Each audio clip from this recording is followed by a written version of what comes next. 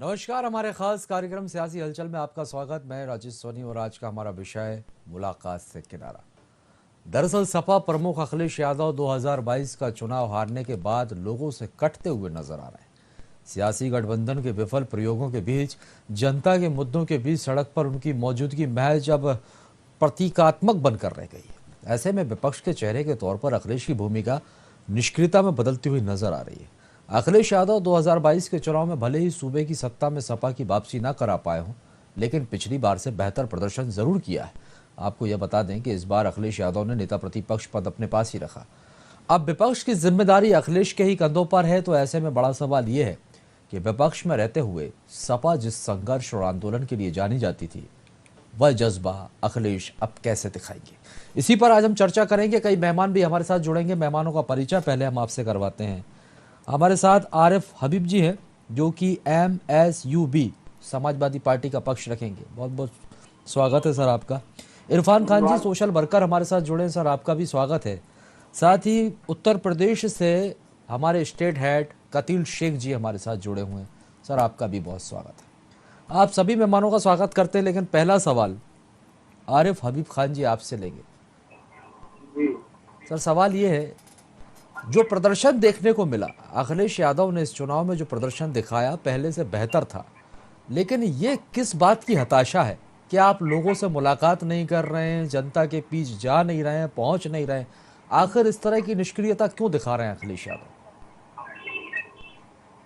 ऐसा कुछ भी नहीं है। अखिलेश यादव अब देखिए प्रयागराज वो जो हत्या का कुछ परिवार और प्रतिनिधि तमाम जगहों पर जहाँ वहाँ पर भेज हैं, कार्यालय पर जो बैठ रहे हैं कार्यकर्ताओं सरकार पदाधिकारियों से प्रत्याशियों से यह ख्याल से जो भावना फैलाई जा रही है राज्य के खिलाफ, वो किसी से मिल नहीं रही, जबकि वो प्राप्त। देखिए आरिफ हबीब जी, सवाल इसलिए भी बहुत अहम हो जाता है क्योंकि अखिलेश यादव नेता प्रतिपक्ष हैं, अपने पास उन्होंने पद रखा है, और ऐसे में विपक्ष की जो सारी जिम्मेदारियां हैं वो अखिलेश यादव जी की भी हैं। अब ऐसे में कैसे ये भूमिका निभा पाएंगे, ये सवाल भी अहम हो जाता है।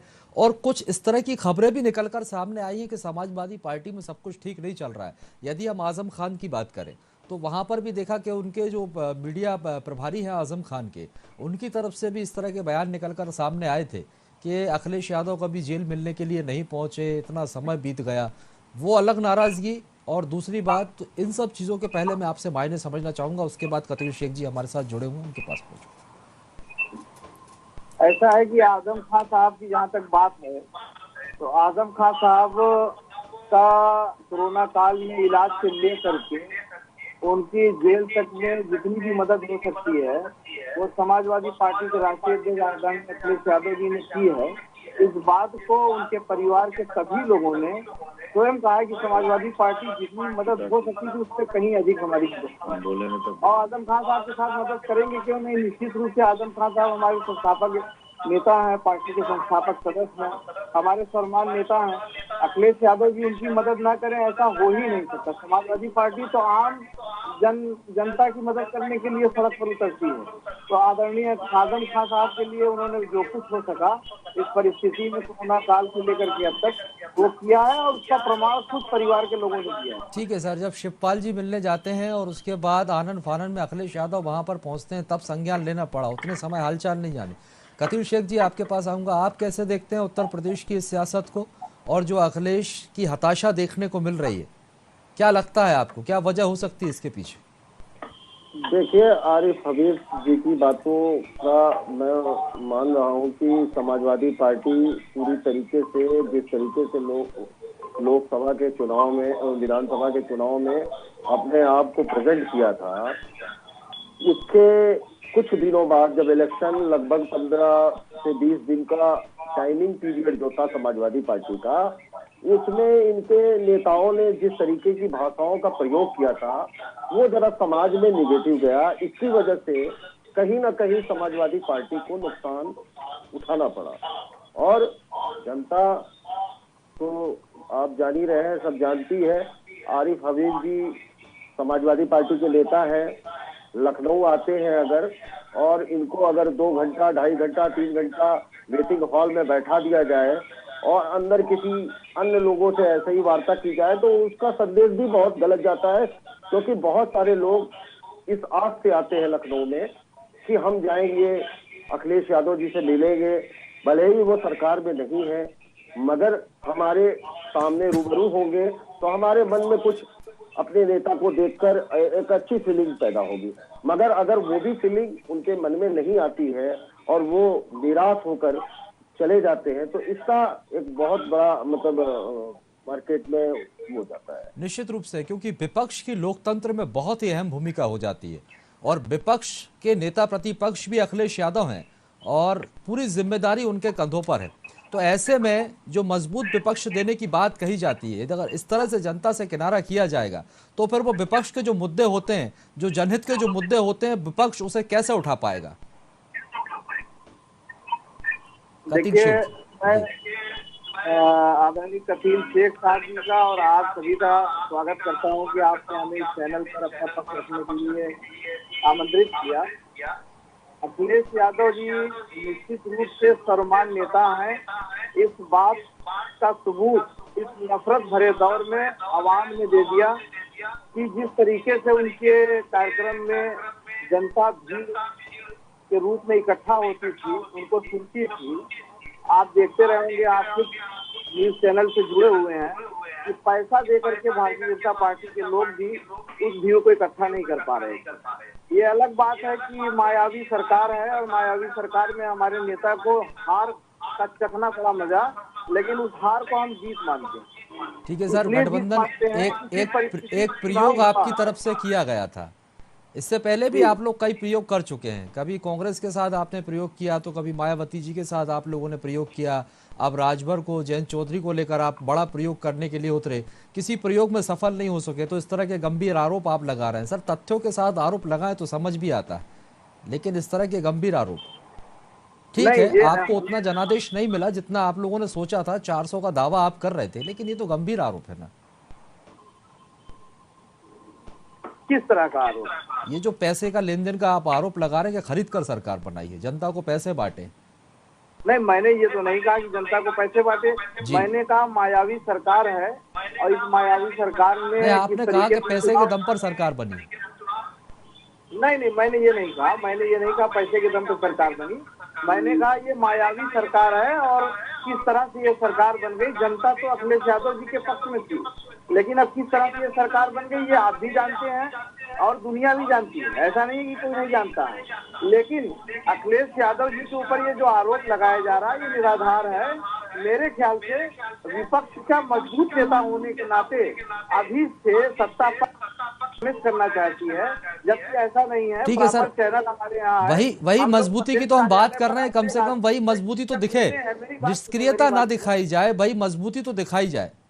इसीलिए तो वो सवाल है। कतील शेख जी, आपका कोई सवाल हो तो आप कर लीजिए, फिर इरफान खान जी के पास पहुंचे। हबीब साहब से मेरा एक सवाल है। समाजवादी पार्टी की सरकार ठीक है, बहुत अच्छे रूप में उभर कर आई थी, बाद में उनको क्या नुकसान जनता के बीच में उठाना पड़ा वो तो आप, क्या नुकसान ये था कि इलेक्शन से 20 दिन पहले समाजवादी पार्टी के विधायक, समाजवादी पार्टी के वरिष्ठ नेताओं का जिस तरीके से बयान आ रहा था कि मैं अधिकारियों का ट्रांसफर न करिए, रोक दीजिए, तमाम कटास ऐसे आ रहे थे जो जनता में बहुत ज्यादा उसका असर हो रहा था कि आखिर सरकार बनाने के बाद करना क्या चाहते आप। सरकार लोकतंत्र है, हमारे लोकतंत्र में इस तरीके की भाषाओं का प्रयोग बहुत ही गलत है कि हम ठीक है देख लेंगे। ये तो एक धमकी हुई। आप धमकी देना चाहते हैं सरकार के थ्रू। आपकी सरकार बनेगी तो आप क्या करेंगे? सरकार बनाने से पहले चुनाव के दरमियान में जिन नेताओं ने हमारे जो बातें कही थी वो उनके खिलाफ थी। जो अधिकारी भ्रष्टाचार में लिप्त हैं, जो अधिकारी सत्ता के दम पर निर्दोषों का शोषण करना चाहते हैं, ऐसे लोगों के खिलाफ कार्रवाई करने की बात कर रहे थे।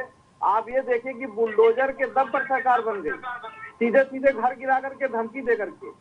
आप इस बात पे भी ध्यान दीजिए कि सरकार बन गई बुलडोजर के दम पर, लेकिन हमारे नेता जो कह रहे थे वो ऐसे अधिकारियों को चिन्हित करने का काम कर रहे थे जो सत्ता के दम पर हमारे कार्यकर्ताओं का और आम जनता का शोषण कर रहे थे, उनके खिलाफ बोल रहे थे। और हमें वोट भी मिला, वो नेता जीते भी, ऐसा नहीं कि वो नेता नहीं जीते, लेकिन उसको गलत तरीके से पेश किया गया कि हम धमकी दे रहे हैं, ऐसा कुछ भी नहीं है। हमने सही सही बोला है और हमने जो बयान दिया है वो जनता के हित में दिया है। जनता हमको हमारे ऊपर विश्वास भी जताई है। ये अलग बात है कि हम सरकार नहीं बनाए, लेकिन 2024 में जनता दिखाएगी कि हाँ, समाजवादी पार्टी के साथ किस तरह से जनता खड़ी रहेगी। चलिए, लोकसभा की तैयारियां अब आपकी तरफ से शुरू हो गई, ठीक है। सोशल वर्कर है हमारे साथ इरफान खान जी। इरफान जी, आपको क्या लगता है जो मजबूत विपक्ष होना चाहिए वो भूमिका में अब अखिलेश यादव दिखाई नहीं दे रहे हैं? ये विपक्ष के लायक है ही नहीं है, इनको पता ही नहीं कैसे राजनीति की जाती है। ये टोटल फ्रॉडी आदमी है। ये किसी कार्यकर्ता को नहीं समझते हैं कि 500 किलोमीटर से चल के आ रहा है, हमारा वेट कर रहा है। नेता बनना है तो जमीनी नेता बने। मैं भी बड़ी इज्जत करता था, लेकिन बाबा जी का मैं फैन हो गया हूँ। अभी आपने सुना होगा कुछ दिन पहले सरकार बनने के बाद। इरफान जी, आप तो पूर्व में समाजवादी पार्टी में थे। देखिए, समाजवादी पार्टी में रहना कोई गलत तो है नहीं, किसी ना किसी पार्टी में तो रहूंगा ही, लेकिन जो काम अच्छा करेगा उसकी तारीफ तो करूंगा ही। सर, तो आपसे कैसे ऐसा महसूस हुआ कि अखिलेश यादव प्राउडी हो गए? वो प्राउडी इसलिए हो गए, मैं वहां जाके देखा, वो किसी से मिलना ही नहीं चाहते। उनके जो वो होते हैं बाउंसर, वो ढकेल के बाहर कर देते हैं लोगों को, जैसे लगता है चमार आ रहा है उन्हें, भागो भागो भागो। कोई मीडिया पे सवाल करता है, कहते हैं मैंने आपकी सूची बना ली। अरे आप बोलो ना कि 17 में मैंने जितना काम किया था उससे जो उसका डबल काम करके 22 में दूंगा। आप पत्रकारों की सूची बनाओगे क्या? आप सीएम ही तो बन रहे हो, सीएम बन रहे हो आप पहले देखो कि आप इंग्लैंड से कहाँ से, ऑस्ट्रेलिया से पढ़े हो, आपकी क्या क्वालिफिकेशन है। आप जब अपने लोगों को नहीं मैनेज कर पा रहे तो सरकार क्या बनाओ? बाबा जी ने काम किया, उन्होंने नाम पढ़ के किसी को अनाज नहीं दिया। मैं जमीन में जाके लोगों को देखा, मैंने कहा वोट कहाँ दो? कहीं भैया जो अनाज दे रहा है मैं उसको वोट दूंगा। मुसलमानों ने 10% वोट दिया है भाजपा को, नहीं तो कमल का फूल देख के भागते थे। और बाबा का फैन मैं इसलिए हुआ हूँ कि अभी 15-20 दिन पहले, आप लोग तो मीडिया में जानते होंगे, सीतापुर का एक मुस्लिम प्रधान था, घर के बाहर बैठा था, उसका मर्डर हुआ। वहां से सूचना आती है लखनऊ, 30 मिनट में एसएसपी वहां का पहुंचता है और मारने वाले का घर पता कराता है, उसके घर पे बुलडोजर चलवा देता है। तो ऐसा लाइन ऑर्डर चाहिए कि मारने वालों को आर्थिक भी नुकसान हो और जेल में जाना पड़े, ताकि दूसरी इस तरीके। इरफान साहब को जो है लॉ एंड ऑर्डर के बारे में मुझे लगता है जानकारी कम है। ये सरकार का नियम है कि अगर कोई दोषी हो, कोई अपराधी हो, तो न्यायालय उसके खिलाफ सजा तय करता है। सरकार को किसी का घर गिराने का अधिकार नहीं है, और बुलडोजर से पूरे देश में सियासत चल रही है। जब यहाँ कोई मानने वाला, इरफान साहब जो है वो किसी स्वार्थवश समाजवादी पार्टी में आए थे और वह स्वार्थ उनका पूरा नहीं हुआ, इसलिए राष्ट्रीय अध्यक्ष जी को बड़ा गंभीर आरोप। एक गंभीर आरोप यहाँ पर इरफान खान जी ने यह भी तो लगाया कि जमीनी स्तर पर उतरना पड़ेगा अखिलेश यादव। ये नहीं है कि आप चुनाव के समय पर आकर दिखाई दोगे, गठबंधन करोगे। अगर आरिफ हबीब जी, अगर ये मेहनत शुरुआत से की होती, तो आज शायद नतीजे कुछ और होते। चुनावी समय पर आप जाते हैं जमीनी स्तर पर, अगर आप पहले से इसकी जमावट करते तो शायद नतीजे आपके पक्ष में होते, जनादेश आपको मिला होता। आप सरकार में बैठे। आप जो भी है, मैं आरिफ साहब, मुझे किसी से लेना देना नहीं है। ऐसा है कि मोदी जी के सामने योगी जी तो चुनाव लड़े ही नहीं, चुनाव की कमान तो मोदी जी ने संभाल ली थी आकर के। और मोदी जी के सामने जब 125 सर, वो उनकी तैयारी थी, आप अपनी तैयारी, मोदी जी आपके नेता थोड़े, वो उनकी तैयारी थी।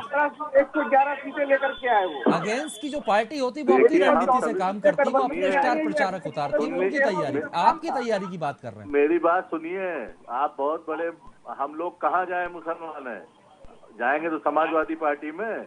कौन सा भला कर दिए यादव को छोड़ के वो? अब आप बुलवा ही रहे तो बुलवा ही लीजिए।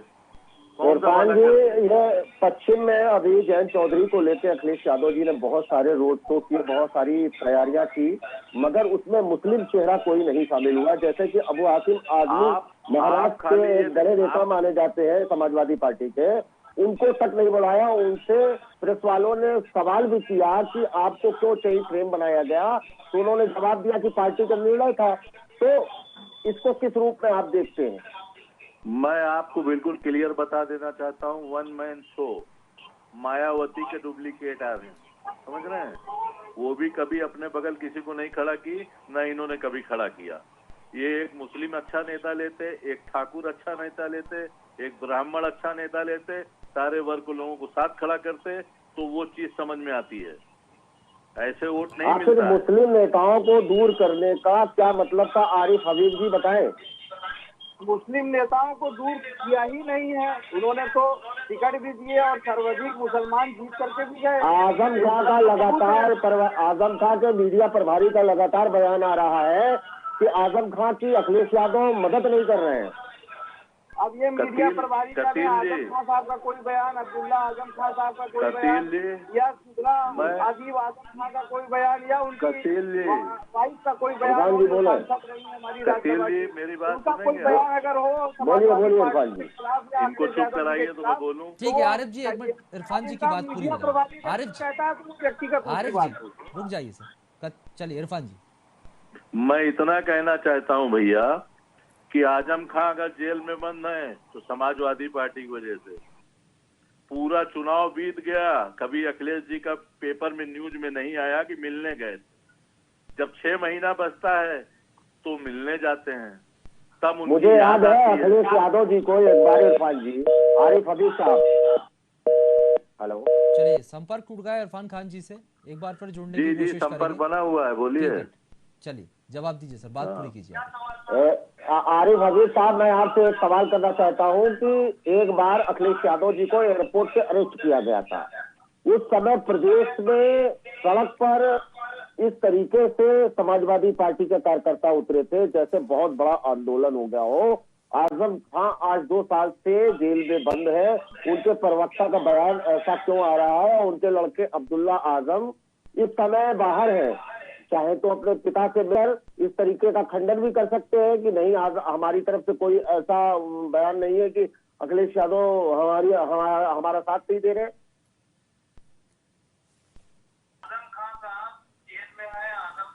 के लिए समाजवादी पार्टी पूरी लगी हुई है, उनका परिवार भी जानता है। अब्दुल्ला, अरे भैया हवा में लगी हुई है, आप ये बताइए चुनाव जमीनी से स्तर पहले पर बात होती करके है, आए। रविदास मल्होत्रा जब मना कर दिया उनको। नहीं, राष्ट्रीय अध्यक्ष जी ने कहा मैंने कोई प्रतिनिधिमंडल नहीं भेजा था। तो ये तो बयान आने के बाद जब पिक्चर चल गई पूरी, उसके बाद उन्होंने बताया कि हाँ मैंने नहीं भेजा था, क्योंकि शिवपाल यादव जाते हैं 1.5 घंटा मिलते हैं। ऐसी कौन सी बात हो गई भाई कि 1.5 घंटा मिलने के बाद एक दूसरे दिन जो है उनकी तबीयत भी खराब हो जाती है और मुलाकात करने से मना कर देते हैं। अभी आपने सुना होगा कांग्रेस के नेता आचार्य प्रमोद कृष्णम जी ने बयान दिया है कि आजम खां साहब की तबीयत खराब है। अब तबीयत खराब होने की वजह से उन्होंने किसी से मना कर दिया, इनकार कर दिया। लेकिन इसके पहले राष्ट्रीय अध्यक्ष जी ने जितनी बार भी प्रतिनिधिमंडल भेजा है उनसे आजम खां साहब मिले हैं और राष्ट्रीय अध्यक्ष जी के आरिफ संदेश जी को साझा सवाल ये किया भी तो गया है, है। इससे पहले कभी मुलाकात करने क्यों नहीं पहुंचे ये अखिलेश? जो है विपक्षी यही तो जो बयान है था वो सत्ता पक्ष के फसाद लोग खान का, यही तो कहा था हमारे उन्होंने। विपक्ष के मजबूत नेता को कमजोर करने ठीक के है, लिए, हताश करने के लिए पहले ऐसे मुलाकात आरोप लगा करने रहे क्यों हैं। नहीं गए? ऐसा कोई आरोप शिवपाल है जी नहीं। जाते हैं, उसके बाद क्यों अखिलेश जी मुलाकात करने के बारे में सोचते हैं? पहले क्यों नहीं पहुंचे? ये गंभीर आदरणीय सवाल अखिलेश है, यादव लंबे जी का समय से वो संदेश जेल इससे में। पहले अंबिका चौधरी जी लेकर के गए थे, माननीय नफीस अहमद विधायक जी उसमें थे और तमाम प्रतिनिधिमंडल में पूर्व मंत्री व वर्तमान विधायक थे। वो सारे चुनाव के पहले, चुनाव के बाद छूट करके आए अब्दुल्ला आजम साहब, वो भी कार्यालय पर गए मिलने के लिए, उनसे भी पूरी बातें हुई। ऐसा कुछ भी नहीं है, ये सारे आरोप निराधार हैं। केवल राष्ट्रीय अध्यक्ष जी के ऊपर लगातार चौतरफा हमला किया जा रहा है कि खुद उनके लोग उनको घेर लें और उनसे सवाल करने लगे तो वो कमजोर हो जाएंगे और हमसे लड़ नहीं पाएंगे। लेकिन समाजवादी पार्टी का एक एक कार्यकर्ता राष्ट्रीय अध्यक्ष अखिलेश यादव जी के साथ है, आजम खां साहब भी उनके साथ है। समाजवादी पार्टी ये आरोप क्यों लग रहे हैं कि एक विशेष वर्ग की उपेक्षा जो है वो समाजवादी पार्टी की तरफ से की जा रही है? नहीं, ऐसा कुछ भी नहीं है, ये गलत आरोप है। अरे तो अब्दुल्ला आजम क्यों नहीं बयान दे रहे हैं कि हम ऐसा कुछ नहीं है, खंडन, उसका खंडन करें। अब्दुल्ला आजम खां को, जब अब्दुल्ला आजम खां को लगेगा कि हाँ समाजवादी पार्टी हमारे साथ नहीं है तो वो बयान देने के लिए उनको कोई रोक भी नहीं सकता है। इस उनको वो ये जानकारी भी है तो कि नहीं हाँ, कह रहे हैं ना समाजवादी कि नहीं मेरे सपोर्ट में है समाजवादी पार्टी उन्होंने ये भी तो नहीं कहा कि हाँ मेरे खिलाफ है। हाँ, तो वही चीज है। अगर इतनी बड़ी कंट्रोवर्सी चल रही है मार्केट में, इतना अविश्वास लोगों में पैदा हो गया है कि समाजवादी पार्टी साथ है, तो वो एक छोटा सा लंबे समय संगठन तक कर दे। आरिफ जी किसी पार्टी में बने रहना, पिता तो अंदर है लेकिन बेटे का कोई बयान नहीं आया, तो इस चुप्पी के भी मतलब आप समझ सकते हैं क्या हो सकते हैं? और राष्ट्रीय समाजवादी अध्यक्ष पार्टी जी ने के वो भी क्योंकि इस विधायक पर चुप्पी भी का है। मतलब भी समझ में आता है, वो खुलकर कह सकते थे कि हम समाजवादी पार्टी के साथ हैं, लेकिन इस आदरणीय चुप्पी के राष्ट्रीय मायने भी तो अध्यक्ष जी ने समझे इस पर जाएंगे। बयान दिया है कि आजम खान साहब हमारे हैं और समाजवादी पार्टी उनके साथ खड़ी है। उसके बाद किसी का कोई बयान नहीं आया कि आदरणीय अखिलेश यादव जी गलत बात कर रहे हैं। आदरणीय अखिलेश यादव जी के बयान के बाद सारी मामले का पटाक्षेप हो गया है। इसको बिना वजह ही तूल दिया जा रहा है, ऐसा कुछ भी नहीं। समाजवादी परिवार पूरा एक। ठीक है, यहाँ पर एकता की बात की जा रही है। कतील शेख जी, आप बेहतर समझ रखते हैं उत्तर प्रदेश की सियासत में किस तरह का उलटफेर चल रहा है, इनके अपने तथ्य जी। मैं आपको बता देना चाहता हूं कि Samajwadi Party no doubt full flash में और फुल बहुमत में आने की पूरी तैयारी इनकी थी।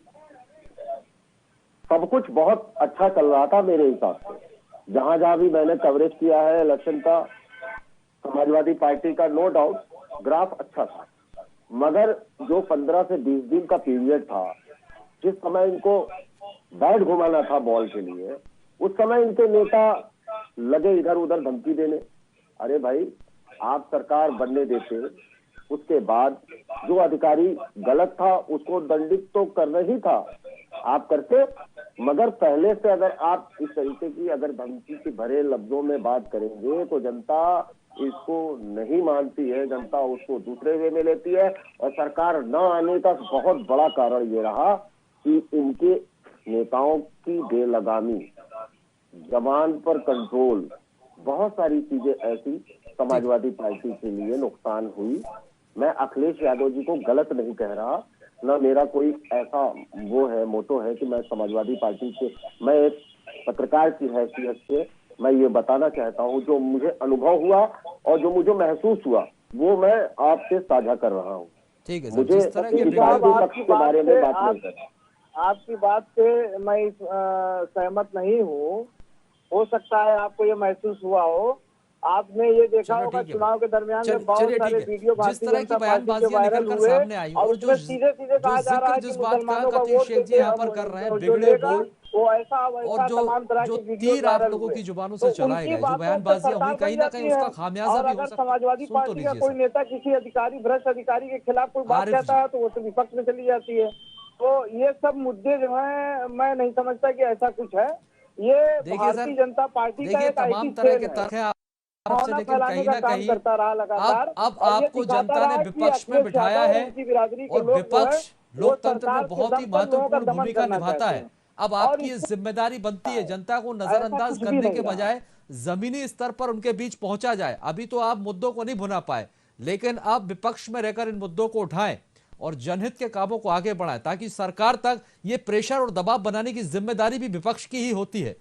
तो सर, ये उम्मीद करते हैं कि अब अखिलेश यादव नेता प्रतिपक्ष के तौर पर विपक्ष की मजबूत भूमिका में दिखाई दें। बहुत बहुत शुक्रिया आप सभी मेहमानों का हमारे साथ जुड़ने के लिए और बातचीत के लिए।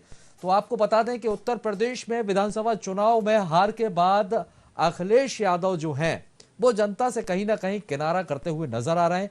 इसको साफ तौर पर उनकी हताशा के तौर पर देखा जा रहा है।